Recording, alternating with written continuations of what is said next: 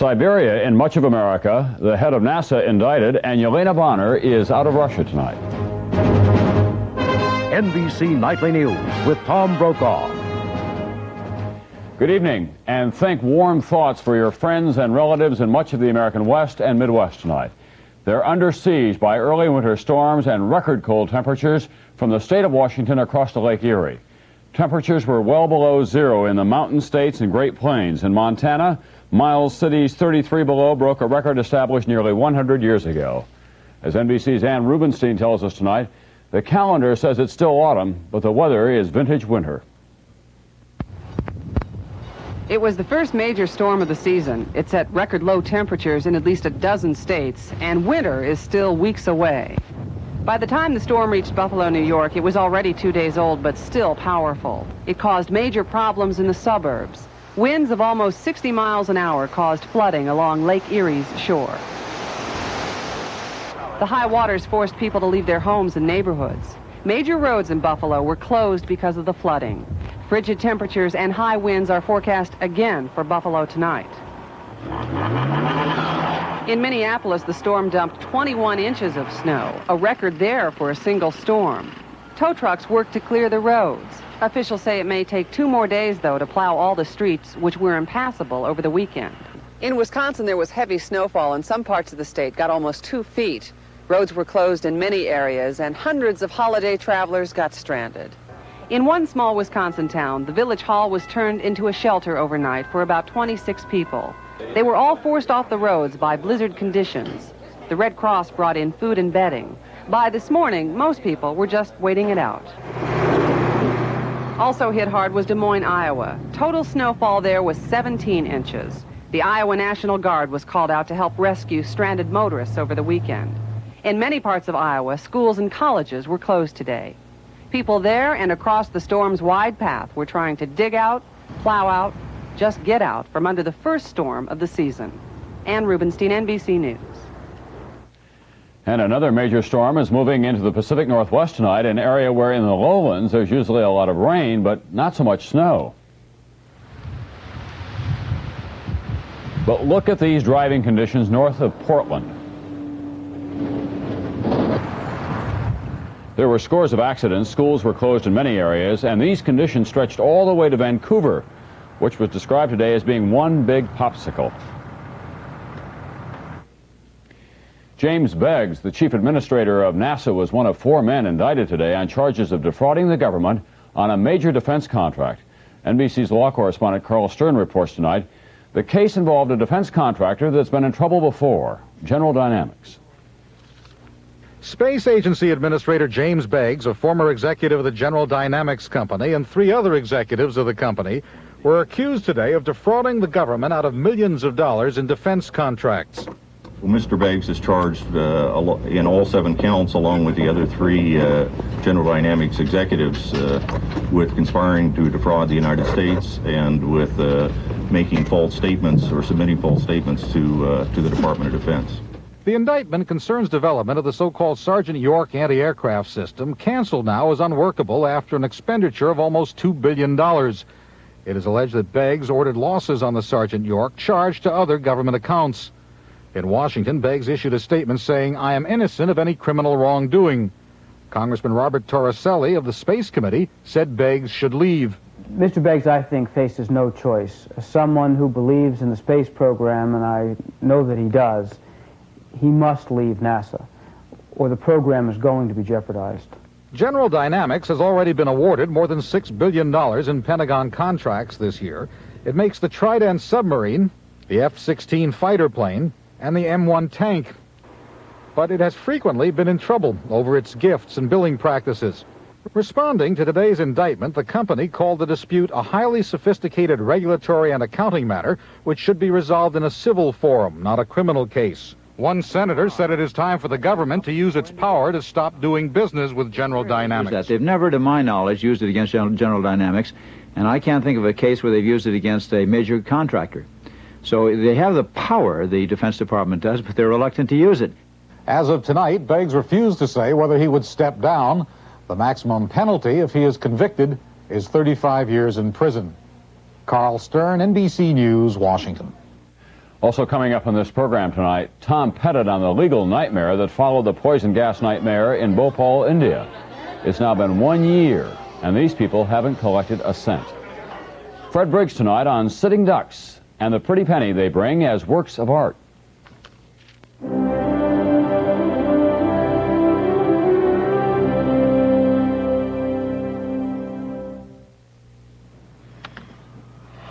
Oh, when I have a headache, even music hurts.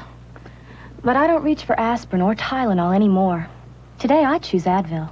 Advil contains a non-prescription strength of ibuprofen. That's the medicine in the prescription brand Motrin. Just one Advil is as effective as 2 regular aspirin, yet gentler to the stomach than aspirin. Advil turns a headache off.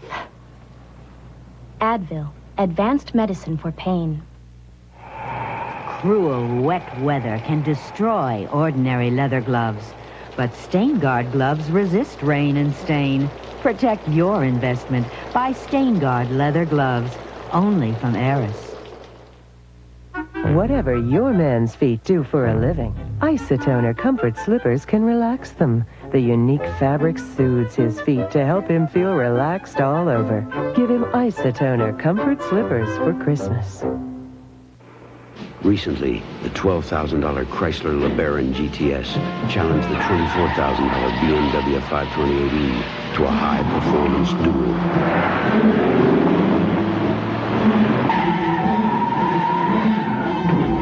In crucial tests, LeBaron GTS beat the legendary BMW, and it will keep on beating BMW. Get 8.6 financing or up to $1,000 cash back. Soviet dissident Yelena Bonner came out of exile today, internal exile deep inside the Soviet Union, and flew to Italy. She came for medical treatment and a family reunion, but as Keith Miller reports tonight, the price that she is paying for her journey is silence. It was her first trip outside of the Soviet Union in 6 years, and the ground rules were simple. Talk to the press and lose any right to return. I am very happy. In Milan, Yelena Bonner was met by her son and son-in-law. The reunion was subdued. There was bad news. Speaking Russian, Bonner said her husband, Soviet dissident Andrei Sakharov, was not in good health. That was all she would say, all she could risk. Any violation of the condition to stay silent could cost her her citizenship and any chance of seeing her husband again. While leaving Moscow, security agents went through her luggage. They discovered an excess of tax-free caviar, which she was allowed to keep. It was a small consideration. Last spring, Bonner was convicted of anti-Soviet slander and banished to the closed city of Gorky. There, she joined her husband, a celebrated nuclear physicist who has been in internal exile for 5 years for anti-Soviet statements. Sakharov reportedly staged a hunger strike to win permission for his wife to seek medical treatment abroad. In Italy, she will undergo an examination for glaucoma and later travel to the United States for heart surgery. Nina Harkovich, a friend for 20 years, says she is anxious to see Bonner, concerned about her health but not her spirit. She's a volcano. But Bonner is unlikely to engage in any anti-Soviet eruptions on this trip. By allowing her to travel, the Soviets have at least shown a gesture of compassion on the issue of human rights. By keeping her silent, it has ensured that any complaints will not be openly discussed. Keith Miller, NBC News, Rome. In this country, President Reagan today tried to lower expectations for concrete results from the Geneva summit meeting with Mikhail Gorbachev.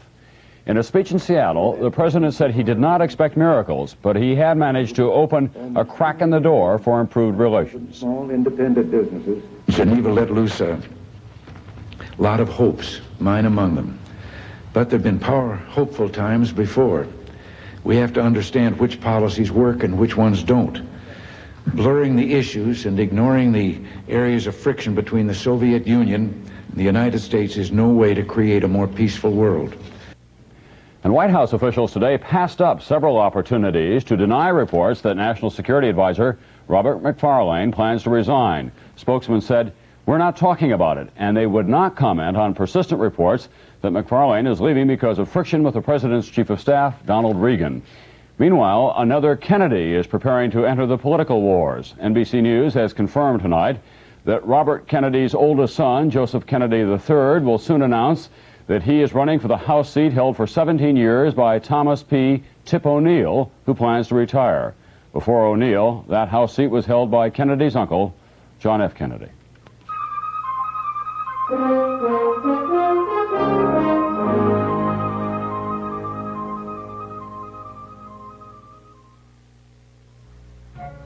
Howdy, baby. How are you? 50 more Rees? No problem. Ciao. I need 50 pine cone Rees. More Rees! Putting things together is easy with the Thermogrip brand hot glue gun. It creates crafts and does repairs quickly and easily because it bonds to almost anything in just 60 seconds, which also makes it a perfect gift for just about anyone. The Thermogrip brand hot glue gun from Emhart. Free craft book offer where you see these displays. Jello brand gelatin's great with fruit. For this and that, they'll holler and hoot. Just look in these, and you'll find those with Jello gelatin. Any fruit goes. Jello gelatin, we're up to something good. Announcing new instant Sanka brand decaffeinated coffee with fresh brewed taste. New Sanka is smooth and satisfying. You'll love its new fresh brewed taste. Like to try Total? Oh, no. No, we've been eating shredded wheat since our little girl could hold a spoon. Well, hope you're hungry. Yes. Yeah. Great, because you'll each have to eat 12 bowls of shredded wheat to get the vitamin nutrition in just one bowl of Total. 12 bowls? 12 bowls? Uh-huh. Total has 100% of 9 vitamins and iron. It takes 12 bowls of shredded wheat to get that. 12 bowls? Or you could try Total. 1 bowl, 100%. General Veer is back on the job in the Philippines tonight, reinstated by President Marcos as head of the armed forces in that country. A Philippine court found Veer and 25 others not guilty in the murder of opposition leader Benigno Aquino. The United States State Department, on the other hand, said today it was very difficult to reconcile the court's finding with the judgment of an independent commission, which ruled that Aquino had been murdered by the military. NBC's Steve Mallory has the view tonight from Manila. Morning, this is a day of national sorrow. 100 demonstrators gathered outside the courthouse to protest the verdict. The tribunal ruled that all 26 defendants were innocent of charges relating to the assassination of opposition leader Benigno Aquino. General Fabian Ver had reason to be pleased. He left the courthouse quickly to meet with President Ferdinand Marcos, who reinstated him to his post, Chief of Staff of the Philippine Armed Forces. You may resume your duties as Chief of Staff immediately. Marcos is expected to reorganize the armed forces to blunt criticism from the United States, which is concerned about corruption in the military. So Ver may not retain his position too long. August 21st, 1983. Benigno Aquino arrived in Manila to challenge Marcos' rule. Within seconds of leaving the aircraft, shots were heard, and Aquino was dead. I still hold Mr. Marcos responsible for the assassination of Ninoy. Cory Aquino, the wife of the slain opposition leader. I really believe that Marcos had to give the orders. I mean, after all, we've been living, under one-man rule for a long time, so I can't imagine anybody else. Of all the potential opponents to Marcos, Mrs. Aquino has emerged as the strongest challenger to Marcos's 20 years of rule. Tomorrow morning, Cory Aquino is expected to announce that she will face Ferdinand Marcos in next year's presidential election. It is a challenge she inherited by the turn of events, which began more than 2 years ago when Benigno Aquino was assassinated. Steve Mallory, NBC News, Manila. And in France today, the crime was robbery, a Brinks heist that netted a highly organized team of thieves no less than $9 million in cash. Their target was a depot not far from Paris. Members of the armed gang kidnapped 2 Brinks employees from their homes and brought them to the depot while other gunmen held families of the employees hostage. The guards were overpowered, the safes were emptied, and when the job was done, the hostages were released. The robbers got away in a stolen van with $9 million.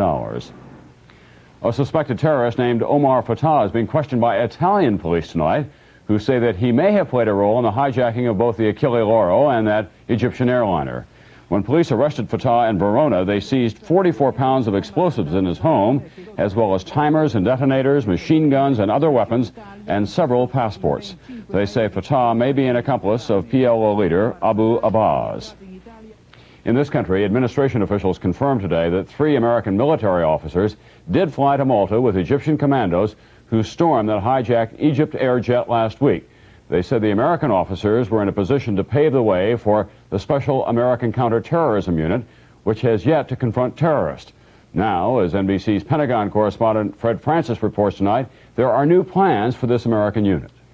NBC News has been told by administration officials that because of an increase in terrorism in the Middle East and in Europe, the Army's elite Delta Force will soon be expanded, and that a large detachment of that counter-terrorist force will be permanently based in Europe.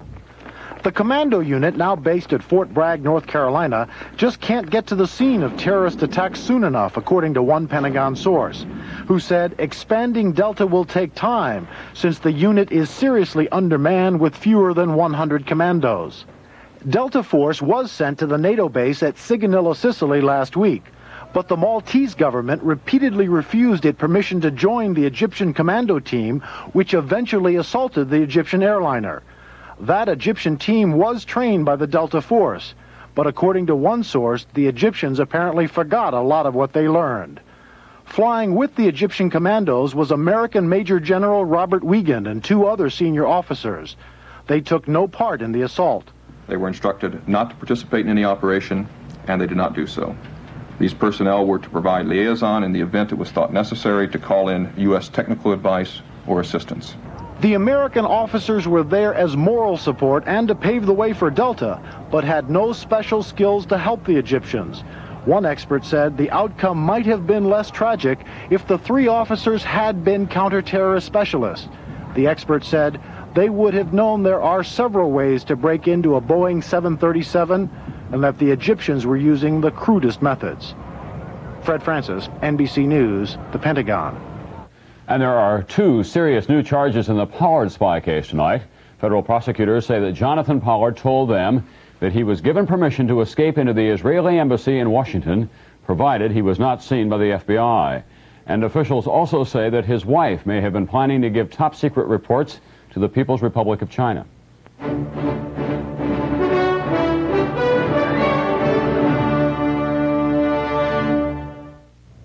As I stated before, this proves that the accused... People work wonders when they work together.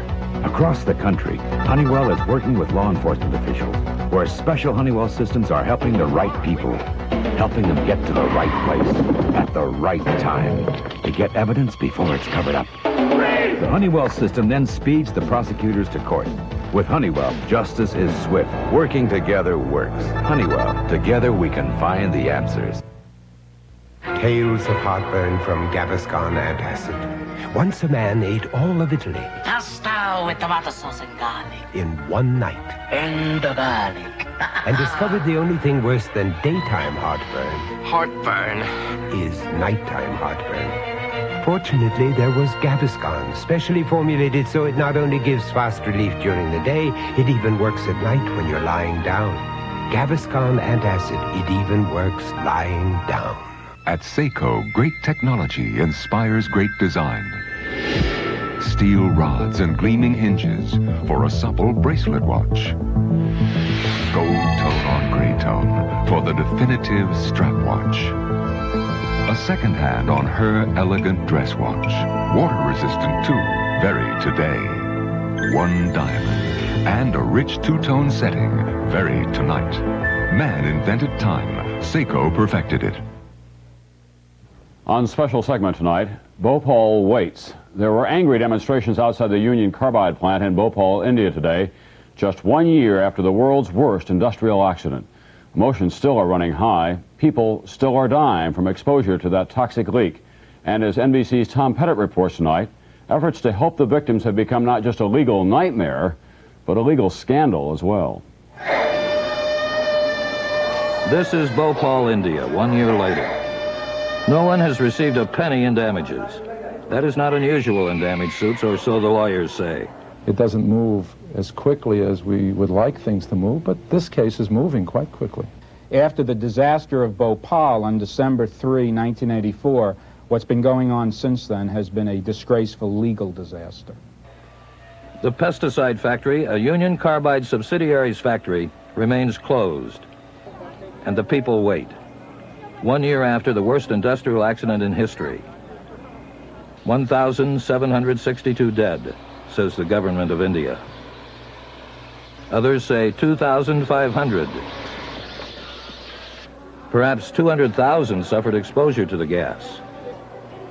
20,000 have eye or lung ailments. Perhaps 17,000 are permanently disabled. Medical chaos and a legal quagmire. But U.S. attorneys were on the job. Melvin Belli from San Francisco, one of the first on the scene. John P. Cole of Washington, D.C. There's a hell of a tragedy here. Cole would get agreements to represent about 50,000 Indians. Eventually, more than 100 American lawyers were in the case. Lawyer George Romani of Miami says he even saw a few Americans buying clients from Indian lawyers. They were paid 100 rupees, which is less than $10, about $10 at the time, for each case. And that if the case was more serious, like a debt, then the going rate was 1,000. Which is about $100. Today in Bhopal, people still line up, but they're giving their power of attorney to the government of India, which hired an American attorney to sue Union Carbide. We represent all the victims of the Bhopal disaster, and that number is approximately 200,000. India's lawsuit in Federal District Court of New York is not exclusive. These American attorneys also representing victims in Bhopal are still in the case. How big is this case? Melvin Belli sees big numbers. But it's well over 500 million. Would half go to the lawyers? Oh, no. Nothing approaching half. Quarter? I doubt it. Less than that? I would think so. How many clients do you represent? Directly and indirectly, some 25,000. Not until January will the judge decide whether the Bhopal case will be tried in this country or sent back to the courts of India. India doesn't want it back. Union Carbide does. The case has belonged in India. To my mind, there's no question about that. Are you going to have 103,000 Indians speaking Urdu and Hindi come to the United States with their medical history, with their medical records, with their doctors? Or should they stay in India where their doctors and medical records and medical history, and they are, and the plant is, and the plant employees are, and the government of India, who shares responsibility here, is present? If it goes back to India, I don't know, Tom. It can go on for a long, long time. If it's tried in Indian court, our role is ended. And your money is ended. Right. So it's been a wonderful year for lawyers and a terrible year for the people who were hurt. The people have not even received the $5 million in interim aid offered by the company at the court's suggestion. The money was delayed by Indian government red tape. If the whole case goes back to India, experts believe Union Carbide would come out better. But would the people or their American lawyers? This man is Mangal Soni, who lost his son in the accident. His attorney is in Beverly Hills and sent him a letter urging him to keep track of his phone bills and his checking account. In the meantime, the people of Bhopal wait for justice and for money. Tom Pettit, NBC News. The National Cancer Institute in this country announced today that for the first time in 50 years there has been a decline in deaths from lung cancer among American men. But among American women, deaths from lung cancer have been going up steadily, and this year it may become more deadly than breast cancer. The reason? Doctors said that fewer women have given up smoking.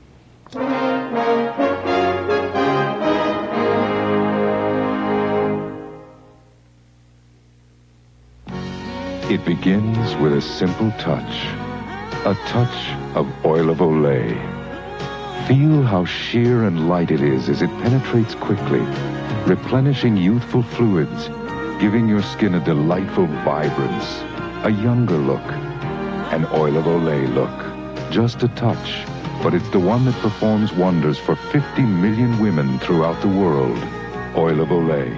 It can help keep you looking younger, too. I'm not a doctor, but I play one on TV. And when many adults get a cough, they play doctor at home. They treat their cough with the same medicine they originally bought for their children. They need one of the adult formulas from Vicks for the coughs adults get, with the strength adults need. Formula 44 for coughs, 44D for coughs with congestion, and Formula 44M for coughs with congestion and a raw, irritated throat. The adult formulas. You can't buy anything more effective. The adult formulas, from Vicks, of course.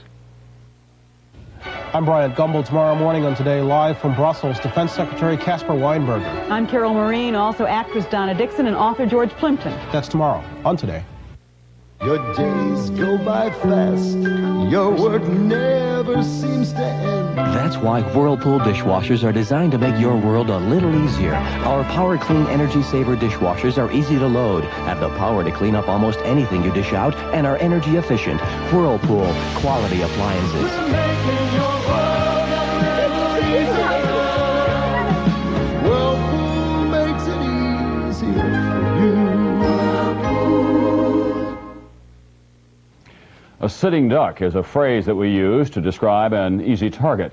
But these days, a sitting duck is a lot more than that. In the right condition, it's a piece of art, and an expensive one at that. Confused? Well, NBC's Fred Briggs tonight on sitting ducks and geese and their price tags.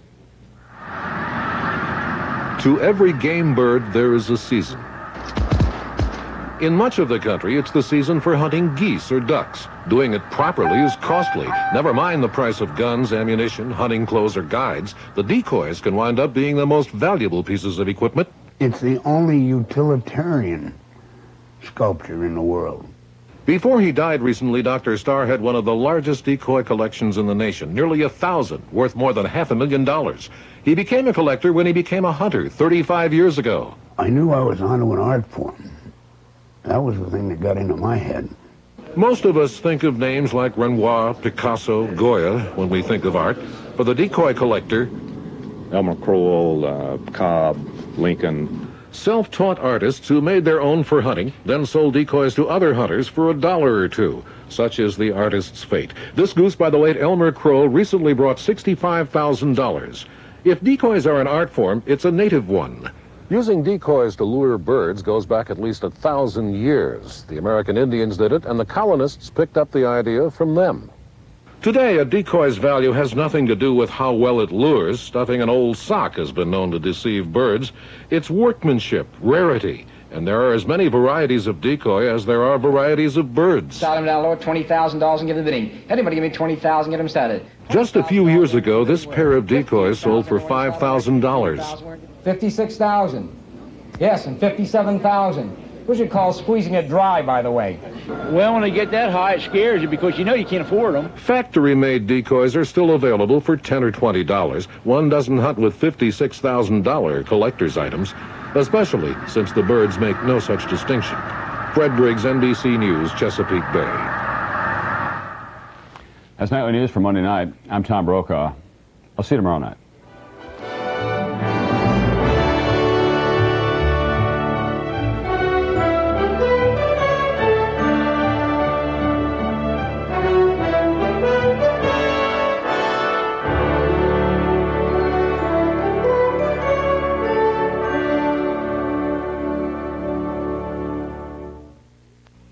Tonight, a 3-hour premiere. Daddy, what's a beagle? The voice of a generation. Misunderstood. There's no looking back. The intimate story. Yes! We never knew. In my life, John and Yoko. I love you more. Tonight. Oh, I had a wonderful time. Up next on The Scene at 6, a new plan is submitted to upgrade the state's death row. And the trial begins for a man accused of raping, robbing, and killing a Hopkinsville liquor store clerk. Also tonight, a patient at the Middle Tennessee Mental Health Institute goes berserk and attacks 2 workers. And we'll begin our series, A Place to Live, looking at housing discrimination in Nashville. These stories and more news coming up next on The Scene at 6. Different. It means being the only store we know that truly offers low prices on everything, every day. Hills is different. Believe it. If you do find a lower price,